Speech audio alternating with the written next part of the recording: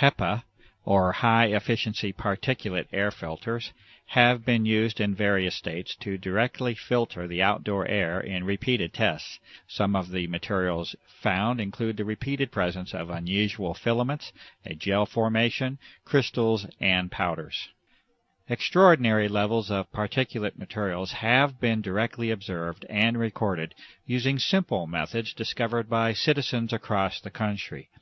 These methods include the corona of the sun and extremely powerful lamps. Caution with the solar method is especially advised. These observations have been taken under the most ideal weather and air quality conditions, and they nevertheless provide alarming and direct evidence of the substantial changes that have occurred in our atmosphere. Rainwater samples have been distilled to concentrate any solid materials or particulates. Metallic-based materials are evident upon observation. Unusual airborne filament samples have been collected from a variety of locations across the nation, as well as the globe. These fibers are highly unusual in their properties, and any claims of being simply spider webs cannot be substantiated. Samples of these fibers have been sent directly to the Administrator of the United States Environmental Protection Agency. Subsequent observation of these fibers under the microscope produces disturbing results, including the occurrence of unusual biological components. The United States EPA has refused to identify these fibers.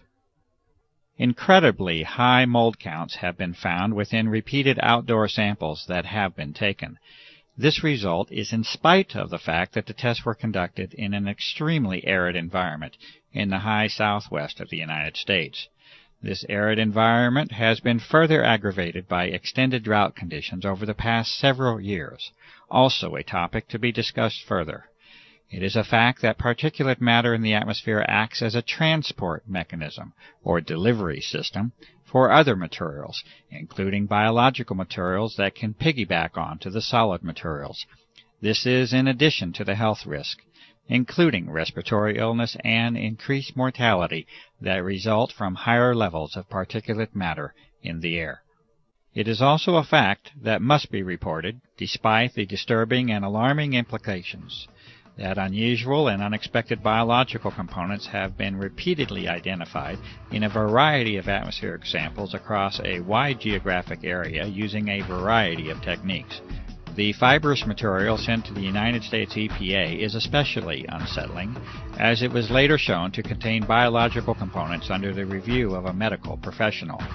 For those who might think that biological aerosols have no precedent, it might be worthwhile to read carefully the documented U.S. Senate hearings held in 1977, entitled Examination of Serious Deficiencies in the Defense Department's Effort to Protect the Human Subjects of Drug Research, along with the contractors that are enumerated within that report. A variety of electromagnetic devices have been developed and used. This investigation has resulted from the plausible hypothesis that the atmosphere has now been modified into what is called a plasma state, or an electrified gas. Testing has produced a variety of indications that this hypothesis is indeed correct, and that the atmosphere is regularly being used for electromagnetic applications. ELF energy is of special concern because of its direct connection to the health aspects of the electromagnetic nature of human beings. Artificial pulse energy appears to now have been detected on a variety of occasions, and evidence indicates that it is now a part of our unseen environment. Electrolysis methods have further confirmed the existence of unexpected ionizing metallic salts within our atmosphere. Radar anomalies also continue to point to the presence of an altered electromagnetic environment. The testing and sampling methods and results that you have just witnessed are necessary due to the abject failure of the public environmental authorities to respond appropriately to the many requests for investigation that have been made by countless citizens. The responses of the so-called officials and authorities has already become painfully apparent.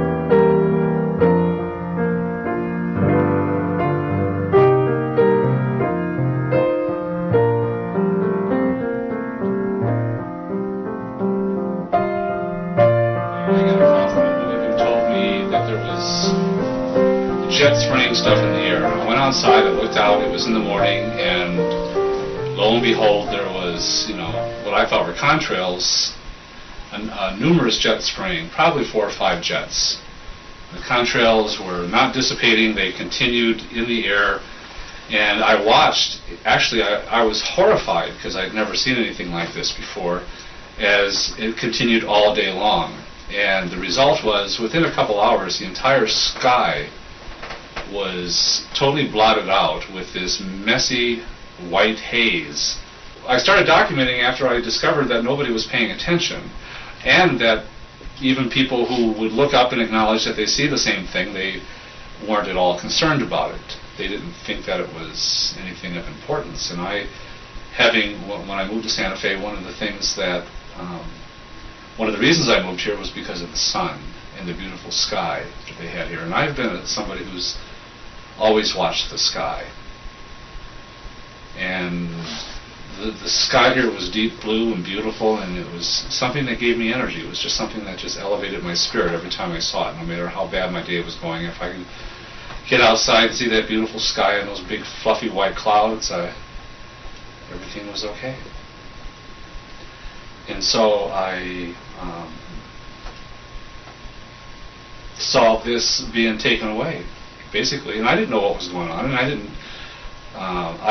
know who was doing it or why it was being done, and I still don't know. But what I do know is that it is being done, and it wasn't natural. The jets would come, and I know enough of, I have a degree in science, I have a doctorate in science, so I consider myself to be maybe not an expert in this particular thing, but I know how to look at things, and I know that that if you pass natural sunlight through a substance and it gives off a color, it usually identifies that substance. There's no two substances that give the same color in solution. So I knew that I was looking at something that was other than water, because that would have made what we know as a rainbow. It would have pretty evenly distributed bands of color all along the spectrum.